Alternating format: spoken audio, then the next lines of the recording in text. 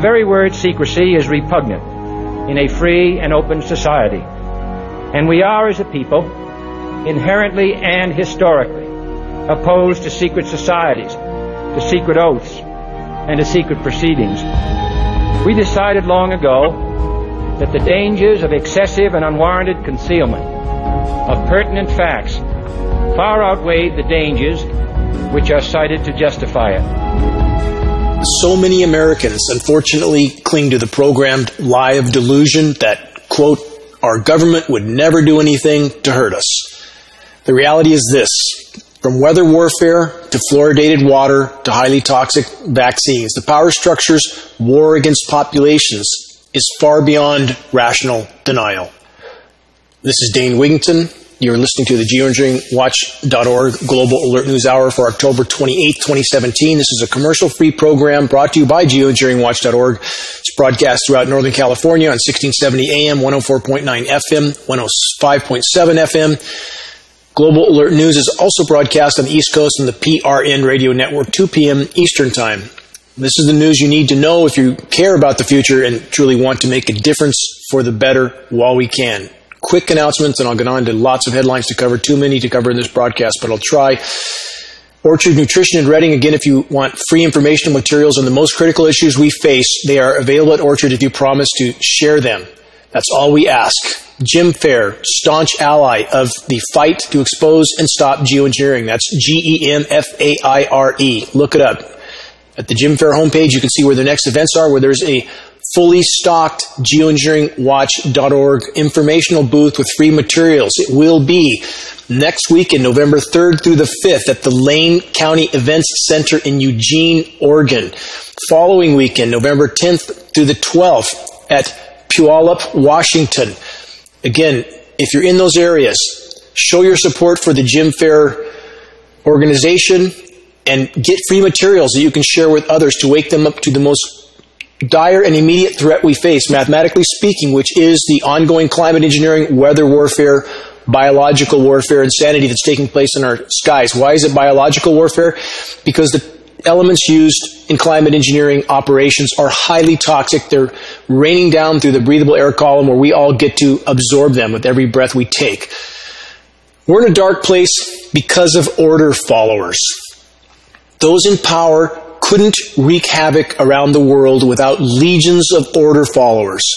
This includes the U.S. military, which have unfortunately long since become nothing more than a mercenary force that carries out the bidding of the fascist criminal cabal that's masquerading as our government. Always to state this caveat, this is not to say that other governments are not corrupt. Of course they're corrupt. But who's in whose backyard all over the world? Who's invading whose country all over the world? Who is causing conflict and leaving decimation in their path all over the world? We've decimated the Middle East, exactly as Wesley Clark said he was told we would do immediately after 9/11, the false flag that was the license for decimating the Middle East. So again, I state clearly, for all our military brothers and sisters, you are behaving as nothing more than paid mercenaries for the criminal corporate cabals that now run our government. Please look in the mirror and remember the oath you took to protect our country from all threats, foreign and domestic. Look in the mirror. Trump blocks full release of JFK assassination records after last-minute CIA push. If you don't see the whole JFK records drama for what it is, a manufactured theater, you're not paying attention. Our government and Mr. Trump never intended to release any records that would expose the truth about the shadow government and the CIA assassination of John F. Kennedy. It's all theater to distract the masses from all the converging catastrophes that are closing in on us, all of us. It's happening by the day. Total theater. How many recent mass disasters do we hear nothing about now? One story of distraction after another after another. Why are so few willing or able to see the reality that's unfolding before us? Fluoride in our water, toxic heavy metals, we're all inhaling from the climate engineering fallout, as I just mentioned, the constant sensory conditioning, and the neurotoxins that are being injected into our bodies in the form of vaccinations. All are certainly not helping our ability to think clearly or act reasonably. On that note, need to read this. Here's a headline to consider deeply. It's from a medical doctor that has not abandoned his honor or sense of morality. An extremely rare individual in today's medical industrial complex of unbridled greed and criminality. Here's the headline. Medical doctor. Blood of every vaccine injured or killed child on the hands of murder by vaccine pediatricians. Listen closely. By Dr. James C. Meehan, MD. To all the pediatricians still trolling my page, now that I've got your attention, listen closely, heed my words. You should be fighting like hell for the safety of our children from even the most remote possibility that vaccines aren't as safe as they could be or aren't as safe as we are being told. Instead of fighting for truth and safety, you're fighting like rats for your piece of the cheese. I have zero respect, in huge capital letters, he states. This is a medical doctor again, Dr. James C. Meehan, a courageous doctor, which there are so few of.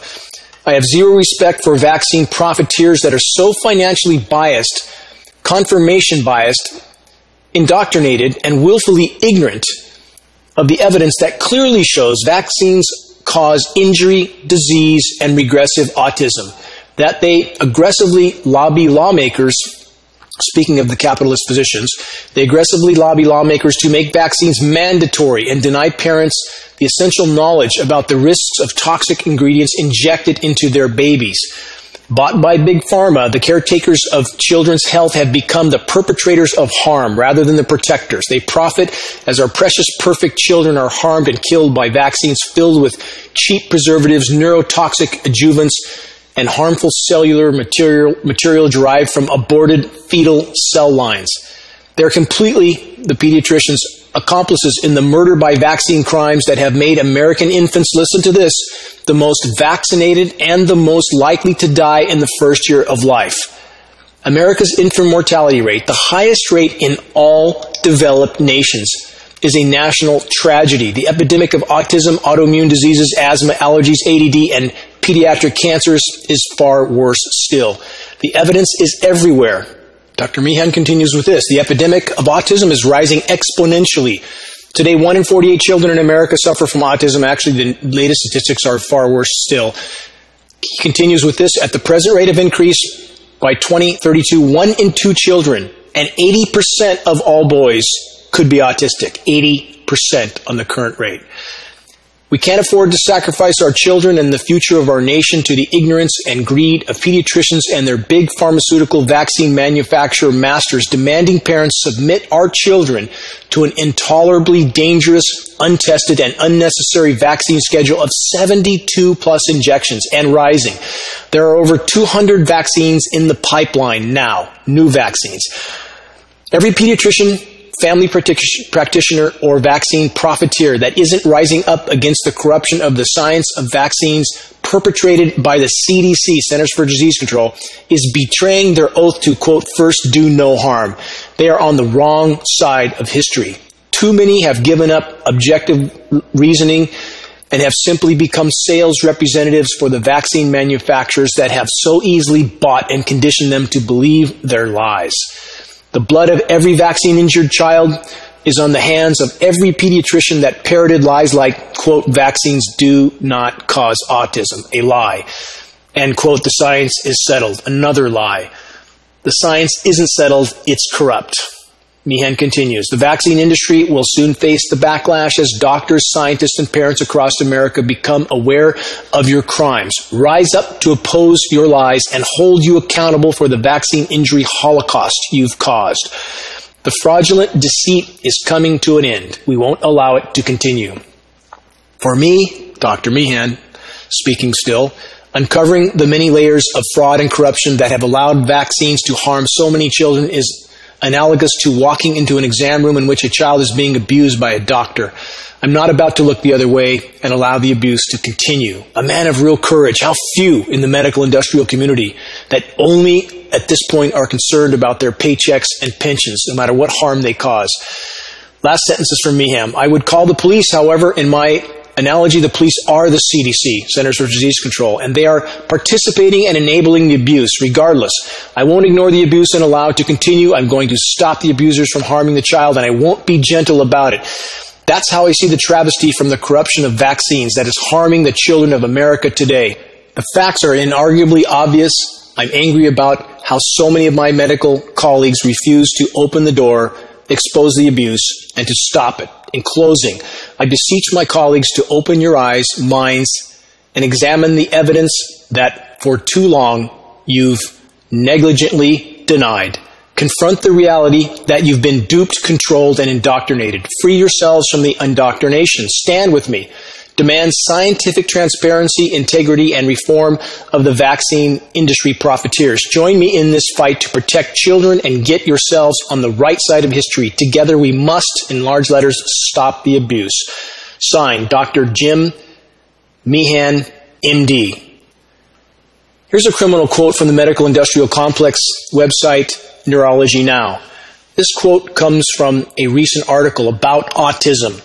The article, of course, never says a word about the proven autism vaccination connection, but it does say this. Consider, this is the medical industrial complex that we're dealing with. Here's the quote. Experts caution parents against following fads or spending extra time, effort, and money on unproven interventions such as nutritional supplements, gluten-free diets, avoiding vaccines. Listen to that one. Avoiding vaccines, proven harmful, and using chelation to remove heavy metals. Evidence doesn't support these interventions, and concerns about health and safety are significant. Consider this. From the website Neurology Now, feeding us a pack of lies that nutritional supplements are harmful, but vaccinations are good. We live in an Orwellian nightmare.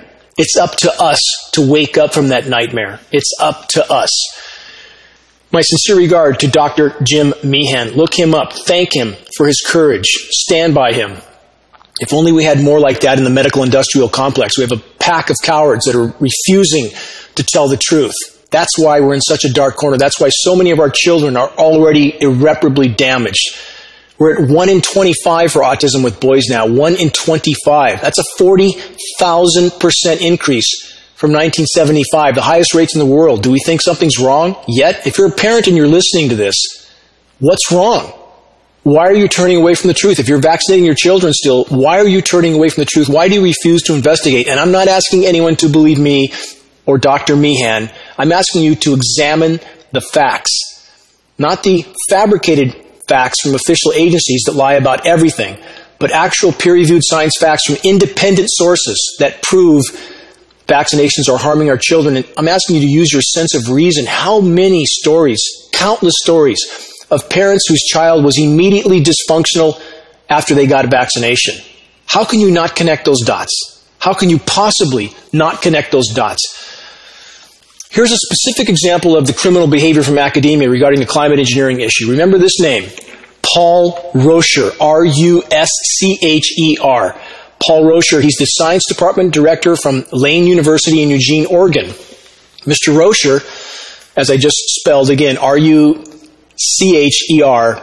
is so determined to try to help the power structure hide the climate engineering atrocities, just like how many physicians are hiding the vaccination atrocities, that Mr. Rocher spends his personal time trying to convince anyone and everyone that will listen that, quote, chemtrails are not real.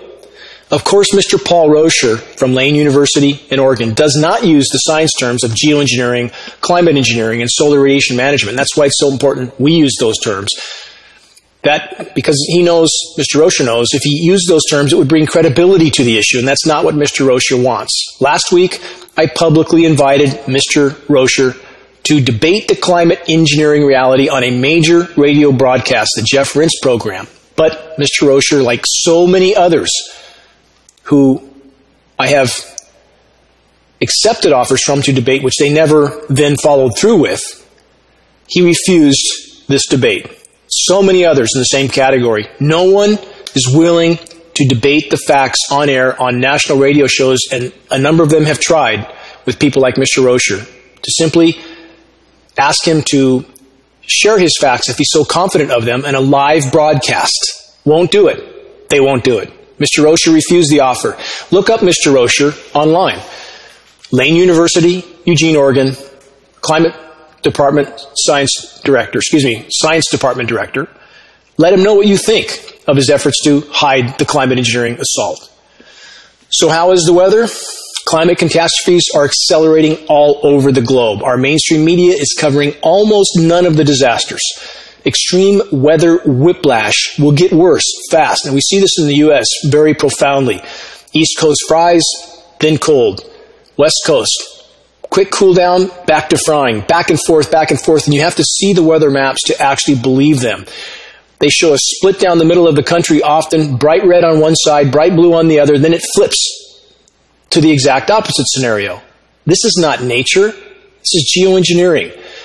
If you want a deeper understanding of the weather whiplash scenarios, search geoengineeringwatch.org weather whiplash. You'll find a number of articles on that subject that explain very clearly and factually how climate engineering is ripping the climate system apart. There can be no legitimate discussion about the climate without discussing climate engineering first and foremost, and no legitimate discussion about climate engineering without including chemical ice nucleation for weather modification, how they use abundant moisture to chemically nucleate and create a short-term, highly toxic surface cool-down on the planet to keep everybody confused and divided as to the state of the climate. On with other headlines to elaborate on the biosphere collapse, and keep this in mind, no matter what other challenges we face, when the planet stops supporting life, and we are perilously close to that point, game over. Nothing else matters. No other challenges matter. No other causes matter at that point. Consider that. Records fall across Southern California amid heat wave. Today, October 24th, this is obviously from last week, San Luis Obispo, California, in nearly November, reached 108 degrees Fahrenheit. This is the hottest temperature ever measured in the United States so late in the year. From that report, the heat wave and Santa Ana winds are being caused by large near-record strength dome of high pressure. How many times have I talked about the ionosphere heater-induced domes of high pressure that are placed over the west? A compressed air mass that creates these heat domes, magnifies them. And this is what's happening. The ridiculously resilient ridge. The report continues that dome of high pressure that settled in over the Great Basin a few hundred miles northeast of Los Angeles in locations where the wind kept up on Monday night. There was little relief from the heat. Listen to this. Overnight lows were as high as 90 degrees Fahrenheit or more. 90 degrees overnight low in nearly November. Nighttime low temperatures rising exponentially faster than daytime high temperatures. Why? Because we have greenhouse gases, not just CO2, but methane, nitrous oxide, covering the planet like a layer of glass. Heat gets in, but it doesn't get out. We have geoengineering.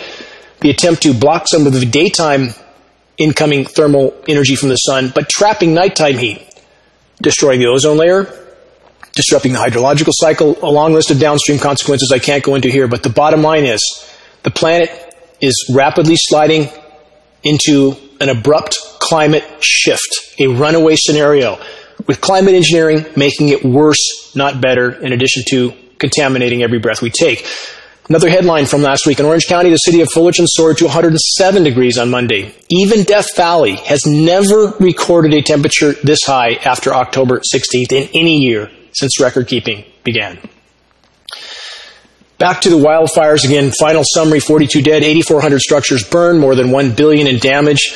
And that number doesn't mean anything, $1 billion. How do you put a price on the forest that just incinerated, and now that forest is, for all practical purposes, in our atmosphere, where it will continue to feed feedback loops that are already in a runaway mode? Everything feeds into the equation. So this type of headline with a figure on the damage means nothing, means absolutely nothing. It's exponentially worse. The devastating toll of California's wildfires. Nearly 500,000 acres have scorched California so far this year, twice as many acres as last year, which was already high. Since October, CAL FIRE has battled 250 new wildfires. At the World Series, it was quite a spectacle to watch with these record high temperatures. I think the game started with a temperature of 104 officially. The official temperature, or the actual temperature on the ground, likely higher still, because we're seeing an underreporting of temperatures as the power structure tries to hide the true severity of planetary meltdown. And again, for those who think this is something about Al Gore, it has nothing to do with Al Gore, whom is a criminal and a hypocrite. We all know that. It has to do with reality. We have to get past our dichotomous black and white bias thinking. Reality is still what it is, whether or not we hate Al Gore. All the World Series sports fans that, again, couldn't care less about the fact that the planet is spiraling toward the total meltdown and subsequent planetary omnicide, couldn't care less. How many people will show up for a sports game and never even take a moment to look at the fact that the planet's dying by the day? This is like ancient Rome. It's the same, only this time the consequences will be total. Again, the extreme weather whiplash continues. You can search that out on geoengineeringwatch.org. Just search geoengineeringwatch.org, weather whiplash. More headlines. Listen to this, because the weather, quote, forecasters, let's call them forecasters, they're really script readers at this point. But they create terms as they go. They name new clouds that didn't exist before, climate engineering. They just name them to give them legitimacy. So here's a headline. Great Lakes storm undergoes bombogenesis. Bombogenesis, let's remember that. Downs trees and power lines in Michigan's Upper Peninsula. From that headline, a Great Lakes storm underwent bombogenesis early Tuesday and produced damaging winds that whipped up impressively high waves in Lake Superior. Again, what? Bombogenesis. And we have the same term being used for a storm that is scheduled to hit the East Coast Sunday and Monday. We'll see how far the climate engineers can take that disaster. But this term is recent. In fact, how long has this term been in existence? I couldn't find any reference earlier than 2014. And this fact is important to understand. The so-called experts, that in so many cases, again, are just paid-off official liars, script readers at this point, are quite literally making it up as they go. This behavior does not only apply to the newly coined science terms that are intended to give legitimacy to the increasingly geoengineered weather whiplash scenarios, but the make-it-up-as-you-go strategy, as I already stated, also applies to naming new cloud formations that are a direct result of climate engineering, as if somehow there were 12.5 new forms of cloud cover that have, until recently, never before been seen, and that have now been magically produced by nature. That's a lie. Lying script readers. That's what our meteorologists are right now. Let's remember there's a federal gag order on all National Weather Service and all NOAA employees, but that does not excuse them lying about a factor on which our futures depend. Does not excuse that. On this theme of bombogenesis, again, we have the same term being used for the event that's going to happen tomorrow and Monday. Let's see how that plays out. And to see nature die is absolutely heart-wrenching. I live in the middle of the wilderness. It was a thriving wilderness only 15 years ago. Now it's a dead, dying, silent wilderness. I found a dying fox on my doorstep not long ago, and it absolutely broke my heart. Whether he starved to that point or had some other ailment, I can't say, but this is not right to find this. The bears are starving. The birds are starving. There's very few acorns. The trees, the leaves are all wadding up. In fact, we had a recent rain in California, very short rain, went from the 90s to a short rain, 30-degree temperature drop, and right back to the 90s. And as we've seen in previous years, there appears to be a defoliant in a rain in the fall to cause the leaves to die on the trees and hang. And this is not speculative. These chemicals exist, and the fruit farmers have been using them for years in California because it has not been getting cold enough to force the trees into dormancy soon enough. So they use this type of defoliant to force the trees into dormancy. Are the climate engineers, and I would absolutely say yes at this point, using a mixture in the fall that tries to create the appearance of a change of season when it hasn't been nearly cold enough to cause that change? And it is not normal. It is not normal or natural for leaves to die and hang on the trees. That's not the abscission hormone in the tree dropping the leaf because it's sensed the cold and the change of season. That's something else. And we see this year after year in Northern California and elsewhere. And some trees that are in a shaded location or a sheltered location that don't get the wind can have a fully foliated crown with dead leaves hanging on the tree all winter. That's not normal or natural. Who notices that? It's all over Redding all the time. So the leaves that were already singed from the intense UV and dying from the immense drought, record low fuel moistures, and I know people, I've heard them say, well, that can't be. We had so much rain last winter. That was 6 months ago. We've had 6 months of scorching temperatures with extremely low humidities, and the fuel moistures are the lowest ever. Keep that in mind with the fires that just incinerated Santa Rosa. And not that there wasn't arson involved or foul play. It sure looks like there absolutely was. But there were many factors in that equation. Record fuel moistures was one of them. Not normal. Weather whiplash will continue, and the climate engineers can cut the rain off to California as long as they choose. Search Engineered drought catastrophe, target California. Learn more about that. Now, when we have an administration that denies there's anything wrong with the climate, yet fully supports climate engineering, what else are they doing to stack the deck? Here's a headline. And again, all administrations were crooked, all of them. So if you think criticism of Trump is praise of Hillary Clinton, you're thinking dichotomously in a very programmed way. Please don't do that. All administrations deserve immense criticism. They're all criminals. I'm dealing with the current administration because that's where we are today. Here's the headline. Trump names climate denier Kathleen Hartnett White to head White House. That's Kathleen Hartnett White. That's her name, to head the White House. Environmental Council. In this report, not only a fracking promoter, Hartnell White, has also called carbon dioxide in the atmosphere a major benefit to society. Now, keep in mind what she says there. For all those who believe that nonsense, please listen on till I get to further headlines to make clear how false that is. Hartnett said this: no matter how many times the President, Obama, and EPA meet rant about dirty carbon pollution, there is no pollution about carbon itself. This is from his new appointee.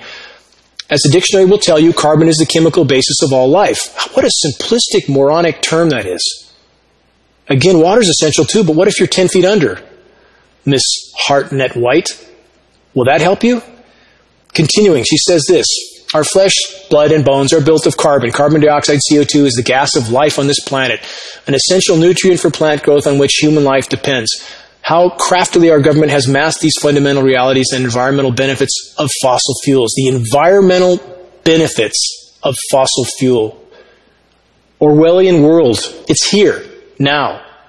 What a total statement of absurdity that is. And this is Trump's new Environmental Council appointee. Likewise, Hartnett White gave a talk for the Texas Public Policy Foundation in November on a panel titled, Not a Pollutant, CO2 is the Gas of Life. We're living in an insane asylum, an absolute insane asylum. And just because CO2 is good, when you double it, it's not good. It's not good. It's harming everything. Nothing can adapt. And let's get on to exactly what it harms in a moment. Let me go through a couple more headlines first. Keep those recent statements in mind. Here's a previous headline that should be remembered and considered as I go through the following headlines after this. Trump's EPA halts request for methane information from oil and gas producers. In a strong signal of its retreat from climate change action, although they're pushing climate engineering, keep that in mind, the Trump administration on Thursday halted an effort to gather data from the oil and gas industry that's needed to rein in leaks of methane, a potent greenhouse gas. And there are hundreds of thousands of such wells leaking, an unimaginable amount. And here's the effort to hide it all. And Trump, again, puppet for the power structure. That's it, for the core of the military-industrial complex, carrying out their bidding. In a related headline, here's another headline. Bear with me. I want to get to the true CO2 effect. Bear with me. 2 years after the nation's worst ever gas blowout in the Alonzo Canyon storage facility, this relates to the methane hiding attempt by the Trump administration. Remember the big methane gas blowout in the Alonzo Canyon storage facility? The lives of many families in Porter Ranch in the San Fernando Valley will never be the same again. Thousands are still sick. They're all tired of being strung along by regulations and California's Governor Jerry Brown, who this summer okayed a partial reopening of the gas field. On October 23rd, local residents and the supporters will gather at the facility gates and demand that Governor Brown close it for good before leaving office next year. For more than 4 months, the blowout released 100,000 metric tons of methane, a very underestimated figure, by the way, and displaced thousands of families in Los Angeles. 2 years later, the facility still leaks. Residents are still getting sick, and the cause of the blowout is still undisclosed. Welcome to the criminal cabal that's masquerading as our government. Hide everything. And the population just goes on about their life, pretending it'll all magically go away. Now, let's get to the CO2 factor. Here's a headline from last week. There's so much CO2 in the atmosphere. It's not even considering methane, by the way, which is a bigger factor. There's so much CO2 in the atmosphere that planting trees can no longer save us. From that report, humans emit roughly 30 to 40 billion tons of the greenhouse gas CO2 into the atmosphere each year. 30 to 40 billion tons. How can people think that that would have no effect on the delicate energy balance of the planet? How can you load one side of the scale so heavily and not expect the scale to tip? That's irrational. Report continues. If we keep it up, Earth will continually heat up and ultimately devastate our way of life. I want to ask anyone, everyone, if there's no problem with greenhouse gases, why are nighttime low temperatures escalating twice as fast as daytime highs? It's a very simple question and a simple answer. Because the heat cannot escape back into the atmosphere. Why? Because the greenhouse gas blanket is thicker. It's a problem. It's an absolute problem. Climate engineering helping to worsen that equation. I will stay focused on climate engineering. But we need to think rationally if we are to unite the tribes and bring the climate science circles onto our cause of stopping climate engineering. We have to stand on credible ground. Report continues. So what can we do about it? Most scientists agree that we need a way to capture some of that CO2 out of the atmosphere. One idea is to plant lots of trees. Trees use CO2 in order to grow. They also release oxygen, so it's a win-win. But recent reports indicate that we simply can't grow enough trees to capture the necessary amount of CO2 that would help us meet the goals set by the Paris Agreement, which is another fraud. Again, just a front to help cover up climate engineering expansion. Report continues. In truth, we would have to cover the entire contiguous U.S. with trees just to capture 10% of the CO2 we emit annually. There's just not enough room on this planet to have the farmland it takes to feed the whole world, plus the space to plant the necessary number of trees. In other words, many of us would starve if we tried using trees to solve our emissions problem. Think about this whole equation. We are really in a dark corner. We are plummeting toward a planet that won't support Earth any longer. We're far past the point of no return. Even if we wanted to plant enough trees to try to take up 10% of the billions of tons we belch into the atmosphere every year, still can't do it. Still can't do it. So let's continue with this equation. Global tree cover loss reaches a record high in 2016. We don't hear this on our media, do we? The total area of tree cover loss last year was roughly the size of New Zealand. Try to get your arms around that. We lost an area of tree cover the size of New Zealand last year alone. From this report, in 2016, the world's forests lost more than 73.4 million acres of tree cover, an area roughly the size of New Zealand, and a 51% increase from the year before.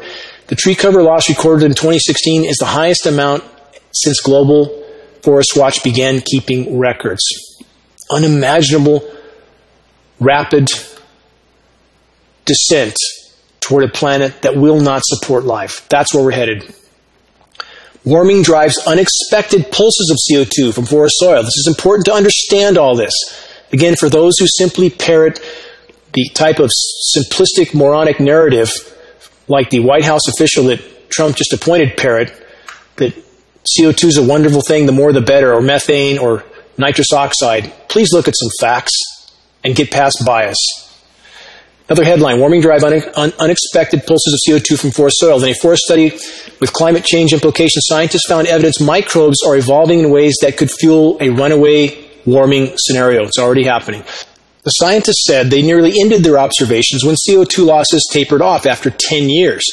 But then a second pulse of emissions started. The second surge suggested that the microbes in the soil were evolving to be able to break down more resistant mineral and wood-based sources of carbon. The scientists said this: there have been signs of a similar response in other regions, raising concerns about long-term self-reinforcing carbon feedback loops from mid-latitude forests that could pump even more CO2 in the atmosphere and intensify global warming even more, the scientists wrote. Now, let's get to what the CO2 does to the life support systems of the planet. Here's another headline. Please listen to this.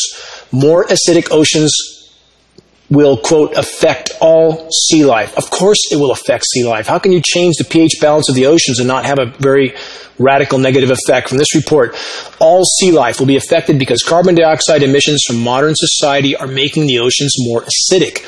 A major new report states ocean acidification is happening because as CO2 from fossil fuels dissolves in seawater, it produces carbonic acid, and this lowers the pH of the oceans. Since the beginning of the Industrial Revolution, the average pH of global ocean surface waters have fallen from 8.2 to 8.1. Doesn't sound like much, does it?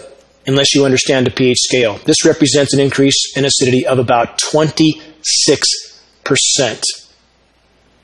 What if our air has 26% less oxygen or some other imbalance in that scale? Radical effect. How can the ocean not be affected? And that figure is very conservative, by the way. Let's get to another headline. 8-year study confirms all sea life will be affected by acidic oceans. This is a different headline, same theme. The worst global mass extinction event thus far was the Permian mass extinction event that took place 252 million years ago. That event wiped out more than 95% of all life on Earth. It was triggered by a dramatic increase of CO2 in the atmosphere, which was absorbed by the oceans, which subsequently acidified and acted as the primary kill mechanism for the event. Acidified oceans, mass global extinction. Again, for those who parrot the ridiculously false narrative that CO2 is wonderful, the more the better, you're either completely disconnected from reality or you don't care about reality, and thus lying about the necessity of excess CO2. Of course, an excess of this greenhouse gas is a problem. Of course, how could it be otherwise? Again, when you alter the energy balance of the planet that's evolved over countless eons, you have a very negative result. Let's get to what's happening in the oceans, about the mass die-off that I've spoken about for how many years, now being acknowledged by NOAA. And for those who think the ocean die-off is just Fukushima, that's wrong. Or those who think it's just the leaking oil wells, that's wrong. There are many factors, some of them bigger. What has geoengineering done to destroy the oceans and ocean life? Destroyed the ozone layer, disrupted the hydrological cycle. The destroyed ozone layer has released massive UV that's killing plankton. We have many, many factors. The increased UV is also superheating the oceans, helping to fuel a Canfield ocean effect of lifeless, oxygenless, stratified oceans. Many factors affecting the oceans. The Navy using, in the case of the Pacific West Coast, which is where the story I'm about to read takes place, U.S. Navy using depleted uranium ammunition for practice, radioactive ammunition for practice in our waters. Lots of factors affecting the fish. Here's a headline from the Seattle Times. Scientists survey Pacific Northwest salmon each year. For the first time, nets are coming up empty. Scientists have been hauling survey nets through the ocean off the coast of Washington and Oregon for 20 years, but this is the very first time some nets have come up empty. In a recent report on their trawl survey, the scientists logged some of the lowest numbers of yearling Snake River spring Chinook salmon recorded since the survey began in 98. Coho numbers were just as depressed. Here's a statement from David Huff, NOAA Fisheries, National Oceanic and Atmospheric Administration. Quote, "We are really worrying if there was something wrong with our equipment. We have never hauled that net through the water looking for salmon or forage fish and not gotten a single salmon. Never before. 3 times we pulled the net up and there was nothing in it. We looked at each other like, quote, this is really different than anything we've ever seen. It was alarming." Another statement, Brian Burke, also NOAA's fisheries scientist. "Every year is different, but this year popped out as being really different. Not just a bunch of normal metrics that point to a bad ocean year, but the presence of these things we have never seen before. Really big changes in the ecosystem. Something really big has shifted here." And doesn't that sound like he has no clue what's going on? How many programs have I stated that that's what the, quote, experts are paid to do? To have no clue. To find no answers. Not to tell the truth to the public. Can't hide this much longer. The oceans have no fish. Can't hide that much longer. Shocking photos show Caribbean Sea being choked to death by human waste. Again, another causal factor. Polluting our oceans, poisoning our planet. How can people think that human activity has no effect? That's irrational.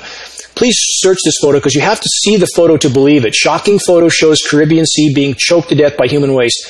The ocean where the photo was taken, as far as you could see, was covered with human trash. Covered in the Caribbean. Moving on. About trashing our oceans. Here's a headline taken directly from the U.S. Department of Interior website. Secretary Zinke announces largest oil and gas lease sale in U.S. history. This is the, quote, American dream. That power structure puppets that are Donald Trump and his administration and others that preceded him are going to deliver. This is their goal, to keep the fossil fuel fiesta of total insanity and biosphere decimation with it going until there's absolutely nothing left to salvage. That's the American dream they have in mind. From this report, New Orleans, U.S. Secretary of the Interior Ryan Zinke today announced that the department is proposing the largest oil and gas lease sale ever held in the United States. Almost 77 million acres in federal waters of the Gulf of Mexico, offshore Texas, Louisiana, Mississippi, Alabama, and Florida. The proposed region-wide lease sale offering an area the size of New Mexico is scheduled for March 2018. Includes all available unleased areas of the Gulf's outer continental shelf. Secretary Zinke said this: in today's low-price energy environment, providing the offshore industry access to the maximum amount of opportunities. Yeah, that's what we want to do. Who cares if we kill the planet? Let's provide the maximum amount of opportunities possible for the fossil fuel industry. That's part of our strategy, to spur local and regional economic dynamism and job creation, and a pillar of President Trump's plan to, quote, make the United States energy dominant. It's full spectrum dominance, the goal of our military, even if everything dies in the process. And the economic terms proposed for the sale include a range of incentives to encourage diligent development. We're going to pay the oil companies to destroy what's left of our oceans. That makes sense. What does that mean exactly? Again, it means this. The oil companies are going to get incentives from our government to ensure that they pursue every last drop of oil, no matter what the risk to the planet. It means the single source, greatest user of oil on the planet, the U.S. military, will do whatever it takes to be sure the wheels of the military-industrial complex juggernaut of insanity keep turning, even if doing so kills us all. Loot, plunder, rape, and pillage the environment to the brutal, bitter end. That's what making America great again means in this case. Consider that. Now let's very carefully consider the following headline, given everything that I've already covered. Here's a new headline from Bloomberg. Trump's China trip to broker multi-billion-dollar U.S. energy deals. Representatives from about 40 companies are expected to accompany President Donald Trump on the first presidential trade mission to China, November 8th through 10th, and sign deals for billions of dollars in U.S. investments. One of the biggest deals the Trump administration is currently negotiating is a multi-billion-dollar energy investment from Chinese oil and gas giant China Petroleum and Chemical Corporation that would bring thousands of new jobs to hurricane-ravaged areas of Texas and the U.S. Virgin Islands. Interesting that we're dealing with those locations that were just slaughtered with what we absolutely can prove to be manipulated storm systems, manipulated cyclones, and now, magically, suddenly, we have big deals being made for the fascist government of the United States, the criminal government of China as well. They're all criminals, all colluding together. And how convenient for them that these two areas were just decimated with cyclones that opened up the door for some of what the deals Trump is now making. Again, Mr. Trump, just a puppet in the power structure play. But who are the companies involved? Let's read on from the report. Among the companies tentatively approved to go on the trade mission to China are General Electric, Honeywell, International Inc., Westinghouse, Alaska Gas Line Development, Boeing, Qualcomm, and the companies also include Applied Materials, Caterpillar, Blackstone Group, global organization, there's many more. The cabal of criminal government corporations, all part of this deal-making on the cyclone-ravaged areas of Texas and the Virgin Islands. Details, continuing from the report, details of the project in the hurricane zones in Texas and the Virgin Islands, again, how convenient, are yet to be finalized. But the Chinese company known as Sinopec is expected to partner with ArcLight Capital, a Boston-based infrastructure investment firm, and Freepoint Commodities LLC, a Connecticut commodity trading firm. The deal is expected to be worth more than $7 billion of investments in the U.S. Final statement from this report. All of these developmental deals may provide a political boost to the U.S. president, who focused much of his time on the campaign trail, arguing that he was uniquely qualified to attract jobs and investment back to the U.S. Conveniently, after the mass devastation from manipulated cyclones. How convenient. Let's remember this. All the major powers, all of them, are colluding and completely cooperating on the global climate engineering assault. We have Senate documents to prove this. Look it up. Look GeoEngineeringWatch.org. Look up GeoEngineeringWatch.org, massive Senate document. Read it for yourself. Senate document over 750 pages long, specifically stating that there would be cooperation between otherwise opposing powers, China, Russia, U.S., so on, because of the cross-border ramifications of climate engineering. They're all colluding and cooperating behind the scenes. None of this is an accident. None of it. It's time to wake up. Let's consider a headline that exposes another aspect of the tyrannical behavior of the military-industrial complex. WikiLeaks documents indicate the U.S. may have knowingly caused the migrant crisis in Europe. That's no surprise either, is it? The most stunning revelation that we have found so far in this batch was buried in the strategic forecasting for 2006 through 2010. Perhaps more than any other finding, this shows the true prerogative of intelligence, but also contextualizes one of the biggest geopolitical issues of our current time, the refugee and migrant crisis in Europe. Remarkably, when asking themselves, quote, what does the future hold, the NSA determines that the biggest issues that they would face is to U.S. economic and foreign policy. They go on to list their top foreseeable threats, and the first and foremost is not terrorism, not geopolitical instability, but, quote, the expanding European Union. Rising states like China, this is a direct quote from the report, unstable governments, and competition for strategic access to resources. What have I talked about in program after program? That's what the U.S. military is about, accessing resources. Play second, third, and fourth fiddle to the economic threat of the EU surpassing the USA permanently as the primary global economic superpower. Finishing from this report, lending significant credence and contextualization to the theories posed in recent years that the destruction of Libya in 2012 and the resulting refugee and migrant tsunami pouring into Europe may have, in fact, been a known and desired consequence manufactured specifically to undermine the economic strength and social cohesion of the European Union, thereby neutralizing the U.S.'s biggest economic competitor. So for those still buying into the power structure program lie that we're just rampaging all over the globe with our military occupying countries everywhere, toppling them, decimating them, if you're still buying the lie that's about spreading freedom and democracy, wake up. There are many agendas being carried out, and the refugee crisis was no accident. As the walls close in, the power structure will become ever more desperate. They're pushing toward World War III now. On that point, here's a headline. U.S. military presence overseas mushrooming here, there, and everywhere. Around 200,000 troops are stationed in 177 countries throughout the world. The forces use several hundred bases, more than 1,000, if the figure includes overseas warehouses and installations. The U.S. may need more soon. That's called empire, with its presence and involvement in armed conflicts on the rise all over the globe. Now, another headline. Let's keep plugging these together. And by the way, let's go over this. How many countries does the U.S. military occupy in the continent of Africa alone? 53 of 54. 53 of 54 in Africa we occupy. Another headline. Trump signs executive order to recall 1,000 combat pilots to Air Force. Why would you need that, Mr. Trump?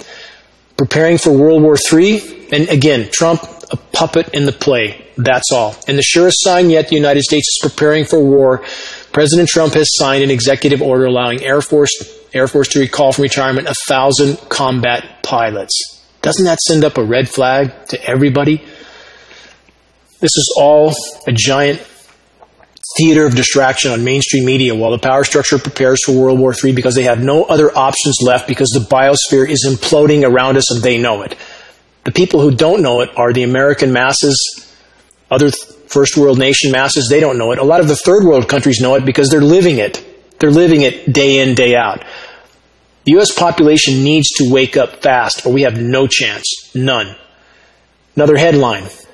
U.S. moving toward armed drones and lethal force in Niger. Plugs into the earlier headlines I just read. Empire is trying to increase its grip everywhere, but that's how empires always fail. It's not about freedom and democracy. It's about control of resources. Moving on. The U.S. lost track of $1 billion worth of weapons in Iraq. Again. That's part of the headline. Again. It's not an accident. They're fueling, funding, propagating ISIS to create the premise on which the perpetual war for perpetual peace can be based. The expansion of the military-industrial juggernaut of insanity that's consuming the entire world while the American population sleeps. And the vaccinations, the fluoridated water, all of which might be helping them to stay asleep. We need to snap out of our stupor, get on the playing field, and help to sound the alarm, or soon nothing else will matter. Let's continue with these headlines. For the first time in 26 years, U.S. to put nuclear bombers on 24-hour alert. How many red flags do we need? How many do we need? before the population is willing to face reality. According to Defense One, the U.S. Air Force is preparing to put nuclear-armed bombers back on 24-hour ready alert, a status not seen since the Cold War ended. Military-industrial complex now completely unleashed. Now, what's putting so much pressure on them? Consider this headline. In addition to resource depletion, currency wars.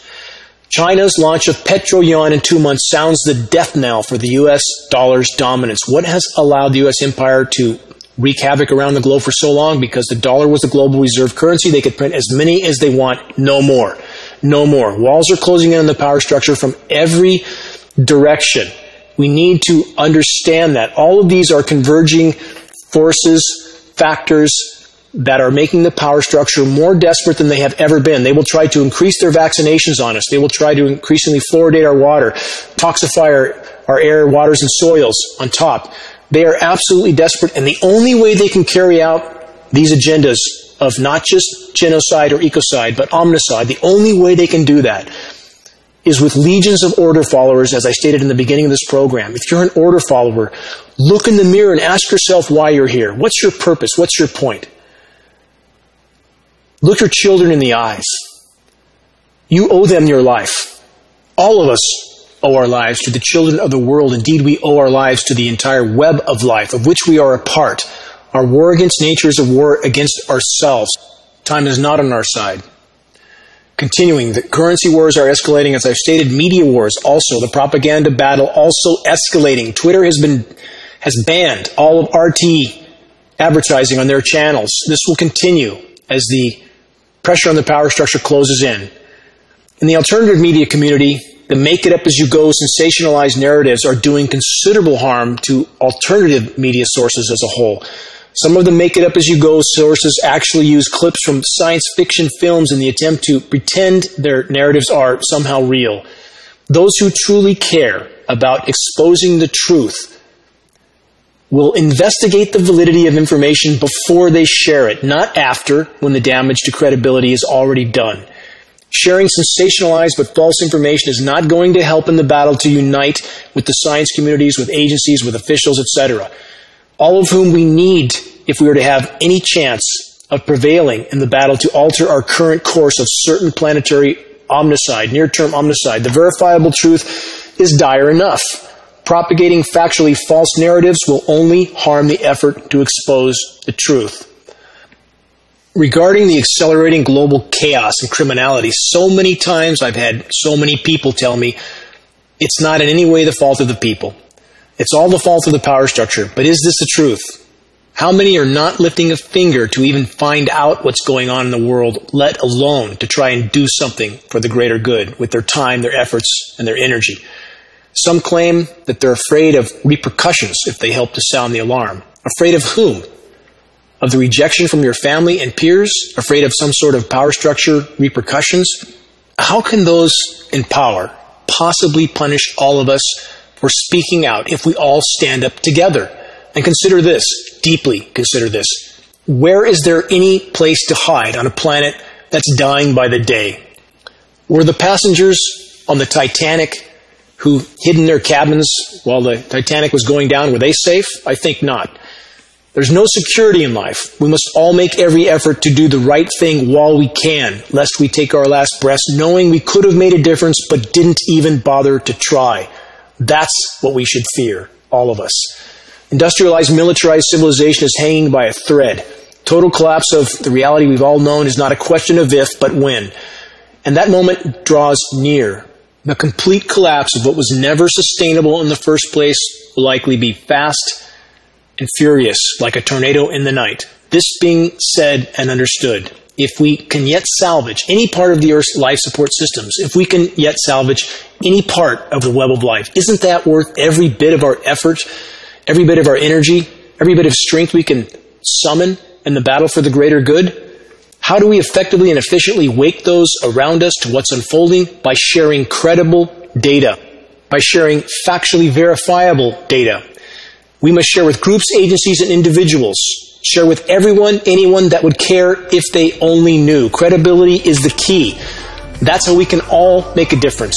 There are detailed activist suggestions on the homepage of GeoEngineeringWatch.org. Investigate what you can do to help alter the course of the global omnicide that's occurring now on our planet. All of our voices matter. Make your voice heard. Every day counts. This is Dane Wigington with GeoEngineeringWatch.org.